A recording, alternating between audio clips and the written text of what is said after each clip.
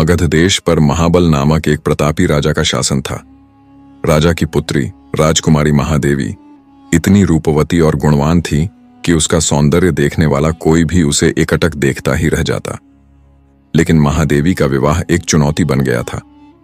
जब महादेवी विवाह योग्य हुई तो राजा महाबल को उनकी चिंता सताने लगी।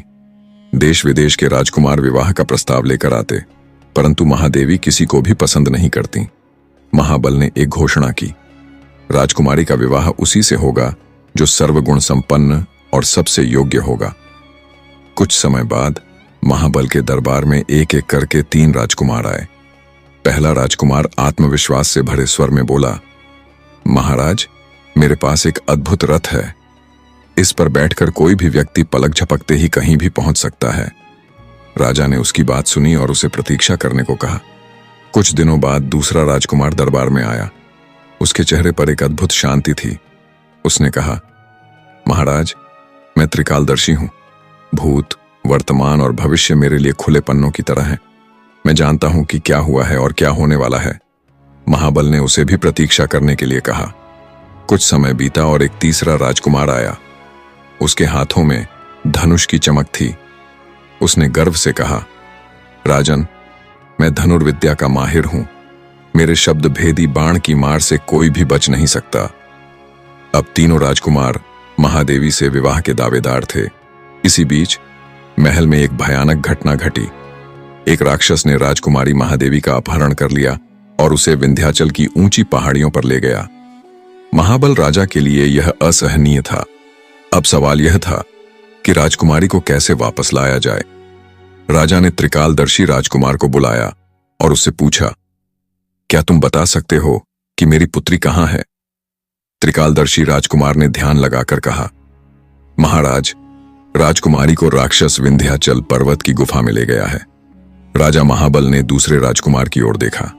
वह बोला, महाराज, घबराइए मत, मेरे रथ पर बैठिए। हम पलक झपकते ही विंध्याचल पर्वत पहुंच जाएंगे। राजा, राजकुमार और उनकी सेना रथ पर सवार होकर कुछ ही क्षणों में विंध्याचल पर्वत पहुंच गए। अब तीसरे राजकुमार की बारी थी।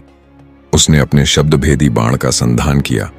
उसके बाण ने अचूक निशाना लगाकर राक्षस का संहार कर दिया और राजकुमारी महादेवी को सुरक्षित मुक्त करा लिया। बेताल का सवाल इतनी कहानी सुनाकर बेताल ने राजा विक्रम से पूछा, राजन, अब न्याय करो। बताओ, इन तीनों में से कौन सबसे योग्य है राजकुमारी महादेवी का जीवन साथी बनने के लिए? राजा विक्रम ने कुछ पल सोचा और फिर गंभीर स्वर में कहा, बेताल, त्रिकालदर्शी राजकुमार ने ज्ञान से राजकुमारी की जगह बताई। दूसरे राजकुमार ने अपनी अद्भुत रथ शक्ति से हमें वहां तक पहुंचाया। लेकिन असल वीर तो तीसरा राजकुमार है, जिसने अपने साहस और कौशल से राक्षस का संहार किया। इसलिए राजकुमारी का विवाह तीसरे राजकुमार से होना चाहिए। इतना सुनते ही बेताल ने अपनी कुटिल हंसी लगाई और कहा, राजन, तुमने सही उत्तर दिया, परंतु नियम के अनुसार अब मैं वापस लौटूंगा। बेताल फिर से उड़कर पीपल के पेड़ पर जा लटका और राजा विक्रम ने एक बार फिर अपने संकल्प के साथ उसे पकड़कर अगली कहानी की ओर कदम बढ़ा दिए। अगली कहानी के लिए तैयार रहो राजन, क्योंकि यह रात लंबी है और बेताल के पास सवालों का भंडार है।